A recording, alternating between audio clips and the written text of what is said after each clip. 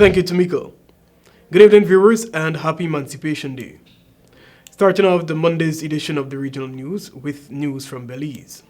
Two men were shot dead at a nightclub in Hopkinson's village, Belize, on Monday morning. Police have identified the victims as 23-year-old Noah Moro and 56-year-old Emilio Garcia. 8 people ranging from the ages of 15 to 42 years old were also injured during the incident. The Belize Police Department said 3 gunmen kicked open the nightclub's doors around 1 a.m. and began to open fire at patrons. According to reports, the gunmen later escaped in a waiting vehicle.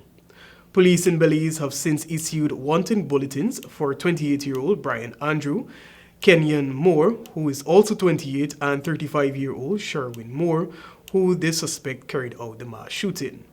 Cops have also begun a major manhunt for the 3 men. News from Cuba. The Cuban capital of Havana will begin electricity blackouts in August, has canceled Carnival and is taking other measures as the country's energy crisis worsens. The capital, home to a fifth of the population of 11.2 million and center of economic activity in Cuba, had been spared daily power outages of 4 or more hours than the rest of the island has endured for months. Blackouts have sparked a few small local protests this summer, and a year ago in July fueled a day of unprecedented unrest across the country as discontent boiled over.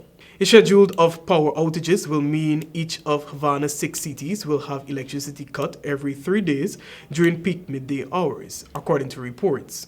The blackouts reflect a deepening economic crisis that began with harsh new U.S. sanctions on the island in 2019 and worsened with the pandemic that gutted tourism as well as Russia's invasion of Ukraine.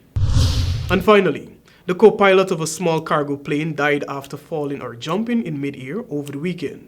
Authorities indicated that the 23-year-old man's body was found in a yard in the town of Fuquay Arena in North Carolina, about 30 miles south of Raleigh-Durham International Airport, where the plane made an emergency landing with damaged landing. The man has been identified as Charles He Crooks, but investigations are yet to determine if he jumped or fell from the aircraft. Based on reports, the co-pilot was not wearing a parachute. Emergency management team said at a press conference that search crews had wished for a better outcome. According to authorities, it is unclear how high the plane was flying when Crooks left the plane.